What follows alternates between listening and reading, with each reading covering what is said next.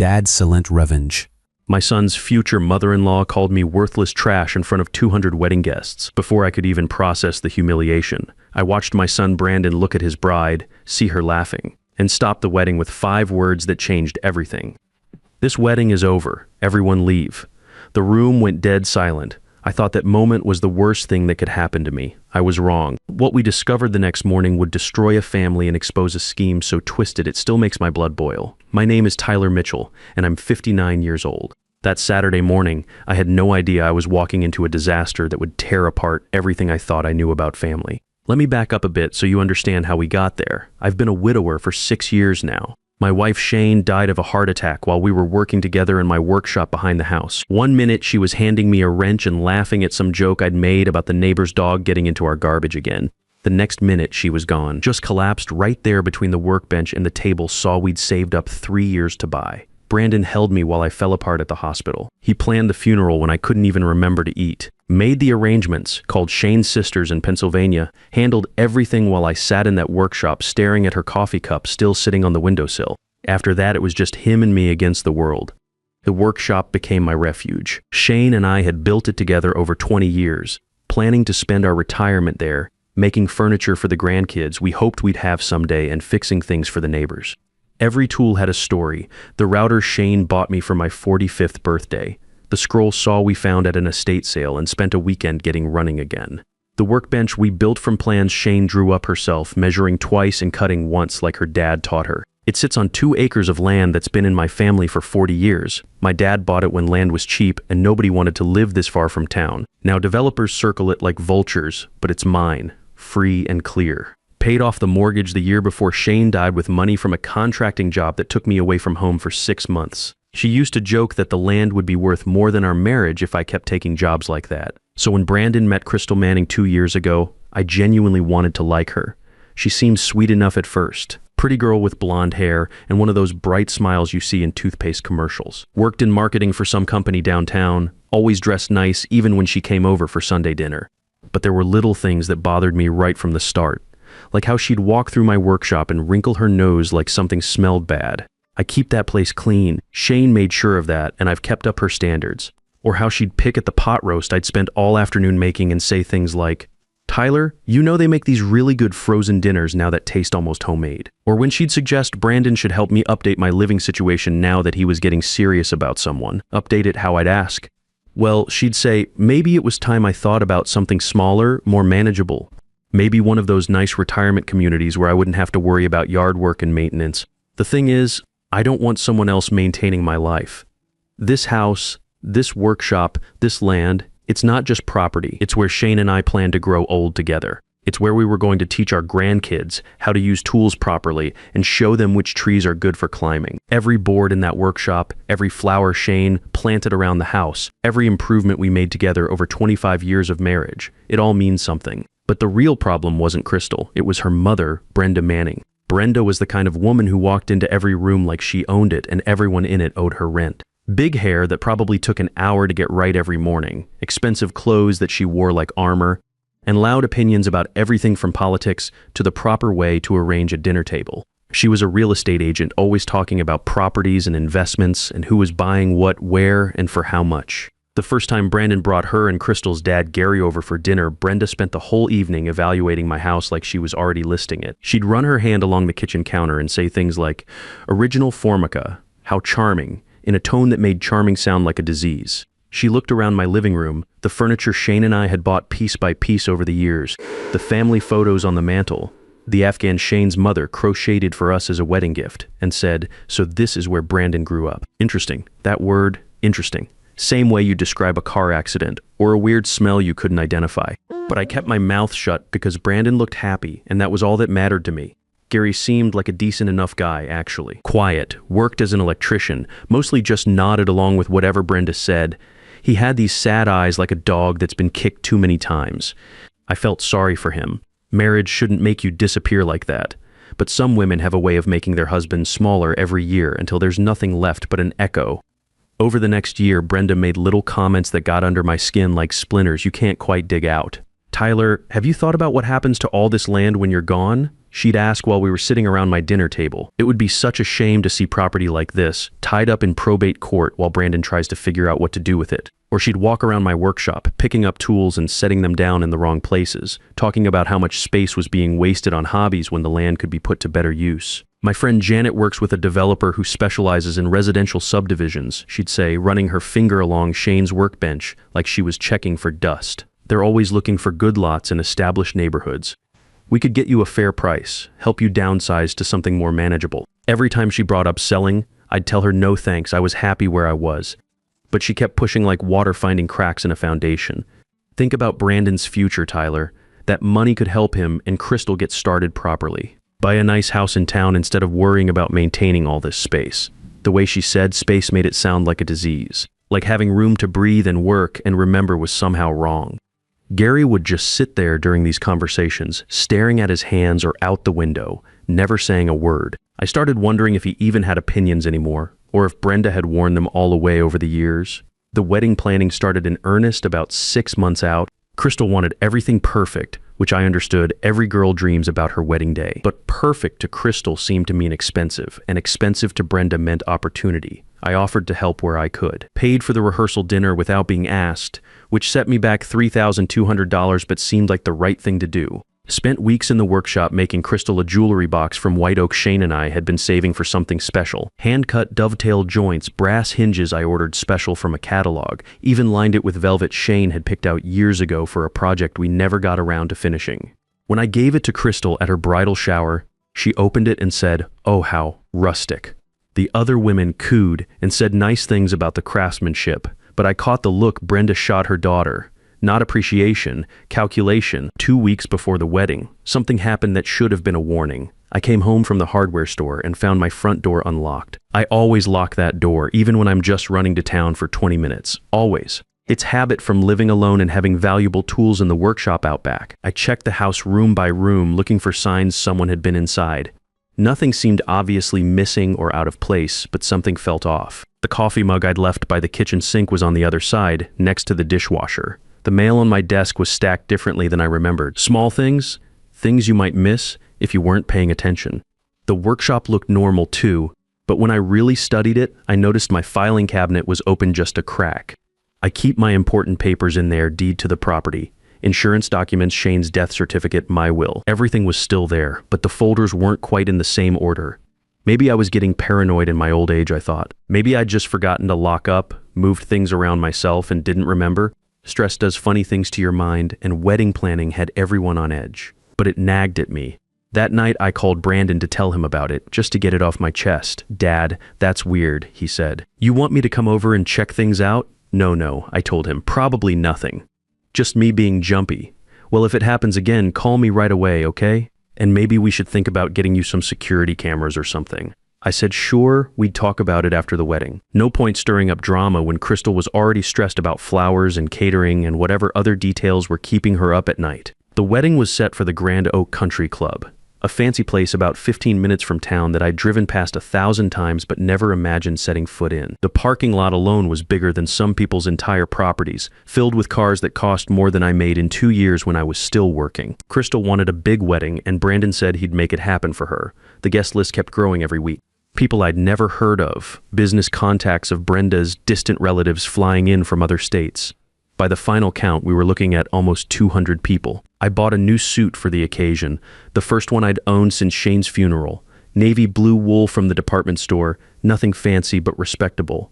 Shane always said I looked good in blue, said it brought out my eyes. Standing in that dressing room mirror, adjusting the tie and trying to remember the last time I'd felt this nervous about anything, I wished she could have been there to tell me I looked fine. The morning of the wedding, I got up at 6 a.m. and spent an hour in the workshop just sitting with my coffee and looking around at all the projects Shane and I had worked on together. The rocking chair we'd built for our neighbor's new baby. The kitchen table that took us 3 tries to get the legs even. The hope chest we'd started for Brandon when he was little, thinking maybe someday he'd need it for his own family. Everything in that space held memories of her hands, her voice, her laugh when I'd measure something wrong and have to start over. If I closed my eyes, I could almost hear her teasing me about being nervous over a simple wedding. "It's just a party, Tyler," she'd say. "Brandon's happy, that's what matters." She was right, of course. That's all I cared about. My boy was getting married to a girl who made him smile, and that was enough. Everything else was just noise. At least that's what I thought that morning. I had no idea what was waiting for me at the Grand Oak Country Club. The Grand Oak Country Club looked like something from a magazine that morning. White columns stretched up to a roof you could land a helicopter on, with perfectly manicured gardens spreading out in every direction. Valet parking attendants in crisp white shirts directed luxury cars and SUVs into neat rows while staff in bow ties hurried back and forth, carrying flower arrangements the size of small trees. I felt out of place the moment I stepped out of my pickup truck. Every other vehicle in that lot cost more than I'd made in my best year. And here I was in a 10-year-old Ford with paint chips and a toolbox in the back. But Brandon had reserved me a spot right up front. Bless him. So I didn't have to walk too far in my new shoes that were already starting to pinch. Inside, the ballroom looked like a fairy tale. Crystal chandeliers hung from a ceiling painted with cherubs and gold leaf, casting rainbow light across tables covered in white silk and more flowers than you'd see at a funeral for royalty. A string quartet played near the front, and waiters in tuxedos moved through the crowd carrying champagne on silver trays. Brandon looked sharp in his black tuxedo, standing near the altar they'd set up at the front of the room. Nervous energy radiated off him like heat from a wood stove, but he was smiling that same goofy grin he'd had since he was a kid and found a $20 bill in his winter coat pocket. When he saw me, his whole face lit up. Dad, he came over and hugged me hard enough to wrinkle both our suits. You clean up pretty good for an old man. Watch who you're calling old, I said. Straightening his bow tie. You nervous? Terrified, he admitted, laughing. But good terrified, you know? I knew exactly what he meant. That's how I'd felt the morning I married Shane, like I was standing at the edge of a cliff with wings I'd never tested before. The guests were filing in, and I recognized maybe a quarter of them. Friends from Brandon's work, a few neighbors, some relatives from Shane's side of the family who'd driven down from Pennsylvania. The rest were strangers in expensive clothes, talking quietly among themselves and checking their phones between conversations. I took my seat in the front row on the groom's side, smoothing down my jacket and trying not to think about how much this whole production probably cost. The chair next to me stayed empty. That would have been Shane's seat if the world were fair. I touched the wedding ring I still wore on my left hand and whispered a quick prayer that she could see this somehow. Across the aisle, Brenda Manning held court like a queen receiving tribute. She'd outdone herself for the occasion, wearing a silver dress that caught the light every time she moved and jewelry that probably cost more than my truck. Her hair was piled high enough to require engineering permits, and her makeup looked like it had been applied by professionals. Gary sat beside her in a rented tuxedo that didn't quite fit right, nodding politely at people who came over to congratulate them. He caught my eye once and gave me a small wave, the kind of gesture that said he was as overwhelmed by all this as I was. The music changed and everyone stood. Crystal appeared at the back of the room in a white dress that must have cost more than some people's cars, looking absolutely beautiful. Gary walked her down the aisle with pride written all over his face, and for a moment I forgot all the tension and just felt happy for my son. The ceremony began with all the usual words about love and commitment and building a life together. The officiant was some friend of Brenda's, a man with a voice like warm honey who probably performed weddings for wealthy families every weekend. Everything was going perfectly. Then the flower girl, Crystal's little niece, wandered toward the front row during a pause in the vows. She was maybe 5 years old, wearing a pink dress and carrying a small basket that had scattered rose petals across half the ballroom floor. Kids do unpredictable things at weddings, it's part of their charm. She dropped her basket near my feet and started chasing the loose petals around like they were butterflies. A few guests chuckled softly. I bent down to help her collect them, smiling because there's something about children that makes even the stuffiest occasions feel human again. Here you go, sweetheart, I whispered, handing her a handful of pink and white petals. That's when Brenda Manning's voice cut through the room like a buzzsaw. Can you not make everything about yourself for 5 minutes? The words hit me like a physical blow. Every conversation in that ballroom stopped. The string quartet faltered and went silent. 200 people turned to stare at me, still bent over helping a little girl with flower petals. I froze, petals scattered around my knees, my face burning with sudden shame. The officiant stopped mid-sentence. Brandon's head snapped toward his future mother-in-law, confusion and anger already darkening his features. But Brenda wasn't finished. She stood up in her front row seat, pointing at me with one manicured finger, and delivered the words that would destroy everything. You're not a father. You're worthless blue-collar trash. The silence that followed was so complete I could hear my own heartbeat thundering in my ears. 200 wedding guests staring. Crystal's little niece looking up at me with wide, confused eyes. The officiant standing frozen with his wedding book open in his hands. And then I heard it, a sound that cut deeper than Brenda's words ever could. Crystal laughed. Not a shocked gasp, not an embarrassed giggle. A real laugh, clear and unmistakable in the deadly quiet of that ballroom. Brandon's head turned toward his bride with the slow, terrible precision of a man watching his world crumble. What's funny about that, Crystal? She tried to cover, tried to turn the laugh into something else, but it was too late. The damage was done. The mask had slipped, and everyone in that room had seen what was underneath. Nothing, she said quickly, her voice suddenly small. I wasn't. My mother was just— Your mother just called my father worthless trash, Brandon said, his voice deadly quiet, and you laughed. The change in my son's expression was something I'd never seen before. All the warmth, all the joy, all the love that had been shining in his face just moments earlier gone, replaced by something cold and final. He looked at me, then at Brenda, then back at Crystal. When he spoke again, his voice carried to every corner of that silent ballroom. This wedding is over. Everyone leave. Chaos erupted in that ballroom, like someone had thrown a match into a fireworks factory. Crystal screamed Brandon's name. Brenda started shouting about him being dramatic and ungrateful. Waiting guests jumped to their feet, some heading for the exits, others pulling out their phones to record what was probably the most expensive disaster they'd ever witnessed. But Brandon walked straight through all of it like he was moving underwater. He came to me, took my arm gently, and said, "Come on, Dad. We're leaving." Outside in the parking lot, the evening air hit my burning face like cold water. Brandon was breathing hard, his hands shaking as he loosened his bow tie. I'd never seen him so angry, and that scared me almost as much as what had just happened inside. "Dad," he said, his voice tight with controlled fury, "I need you to tell me something right now. Has Brenda or Crystal ever said anything to you about selling the house?" The question hit me like ice water. "Why are you asking me that?" He looked back toward the country club, where we could see people streaming out through the front doors, and lowered his voice. "Because yesterday, I found papers in Crystal's overnight bag, and if what I saw is real, this wasn't just about humiliating you in there. They were planning to steal everything after the wedding. Before I could even process that, a car door slammed behind us. Gary Manning was walking toward us across the parking lot, carrying a manila envelope in hands that shook so badly the papers inside rattled. "You two need to see this," he said, looking like a man who hadn't slept in weeks, "before Brenda gets out here and tries to stop me." Gary opened that envelope right there under the parking lot lights, and my whole world tilted sideways. Property transfer documents with my name on them. Legal papers saying I'd agreed to sell my land and workshop to Manning Development LLC for $150,000, minus less than half what the property was worth. The signature looked like mine, damn close to it anyway, but I knew for certain I'd never signed anything like that. "Where did you get this?" Brandon demanded, his voice dangerous. Gary swallowed hard. "I've been documenting everything for months. Brenda's drowning in debt from failed real estate deals. Credit cards, private loans, a business loan for that boutique she tried to open last year. She owes over $200,000 to various creditors, and they're starting to demand payment." I stared at those forged documents. "I never signed this," I know, Gary said, "but she's been practicing your signature for weeks." "Look." He pulled out his phone and showed us photos, pages and pages covered with my name written over and over in slightly different styles. Brandon went very still, which meant he was furious beyond words. "How did she get his signature to copy?" Gary looked sick. "The Christmas card you sent last year. She kept the envelope, studied your handwriting, practiced until she could forge it well enough to fool a notary." That's when everything clicked into place. The unlocked door, the disturbed filing cabinet. "She was in my house," I said. Gary nodded miserably. 2 weeks ago. She made a copy of your key from Crystal's purse at the rehearsal dinner and had new ones made at the hardware store. She went through all your papers, photographed your important documents, even took some items she thought might be valuable. The betrayal hit me like a physical blow. Not just Brenda, but Crystal too. Crystal had helped them get into my house, into my private papers, into everything Shane and I had built together.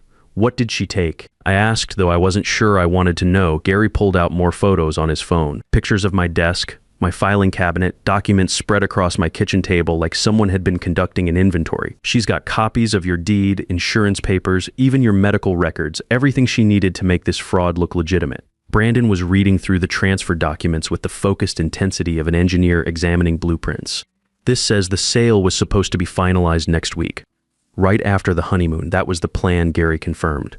"Get you two married, then pressure Tyler into signing by claiming it was family business and Crystal needed security for her future. If he refused, they were going to forge his signature anyway and hope no one questioned it until it was too late. I felt like someone had punched me in the stomach, and Crystal knew about this. Keith's silence was answer enough. The next morning, Brandon and I drove to my house to assess the full damage. Sure enough, someone had been through everything with the precision of a professional burglar. My important papers were all accounted for, but clearly had been photographed. Items were moved, folders reorganized, even my coffee mug was sitting in a different spot on the kitchen counter. But the real kicker was the note we found tucked under my workshop toolbox. Crystal's handwriting, clear as day. Some people never learn their place in the world. That did it for Brandon. He spent the next 3 hours on the phone with lawyers, police detectives, and the county fraud division. By that afternoon, we had a plan. The attorney helped us set up a sting operation. We created fake documents that looked like I was agreeing to the sale, but included deliberate legal errors that would expose anyone trying to file them fraudulently. Then we waited for Brenda to make her move. It didn't take long. 3 days later, she showed up at the county recorder's office with a briefcase full of forged papers, trying to push through the property transfer before anyone could ask too many questions. We watched from across the street as sheriff's deputies arrested her right there in the courthouse parking lot.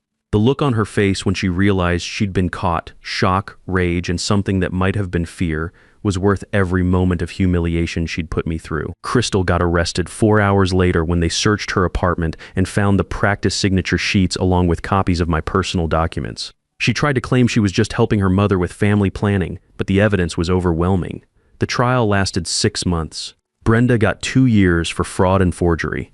Crystal got 18 months probation and had to pay $25,000 in restitution. Gary testified against his own wife to avoid charges himself, and the whole sorry mess finally came to an end. Brandon never spoke to Crystal again. Can't say I blame him. Trust, once broken like that, doesn't grow back. As for me, I'm still in my house, still working in Shane's workshop. Brandon comes by every Sunday now, and we've started working on projects together, rebuilding that old workbench Shane and I never finished, making a new dining room table from walnut we've been seasoning for 3 years. The property is more secure now. New locks, security cameras, a safe for important documents. But more than that, I've learned something valuable. Sometimes the people who hurt you the most are the ones who smile while they're doing it. That broken wedding cost Crystal and Brenda everything. But for Brandon and me, it was the day we learned what family really means. Not the people who share your name or sit at your dinner table, but the ones who stand with you when everything falls apart. And sometimes late at night when I'm in the workshop finishing a project Shane would have loved, I think she would have been proud of how we handled it. We didn't let them win. We fought back smart, stayed within the law, and protected what mattered most. That's not a bad legacy for a piece of blue-collar trash like me. Because the truth is, some battles aren't about winning or losing. They're about showing the people you love that you'll stand and fight when it matters most. And that workshop Shane and I built together, it's not just wooden tools anymore. It's proof that honest work and family loyalty can outlast any scheme, no matter how clever or cruel.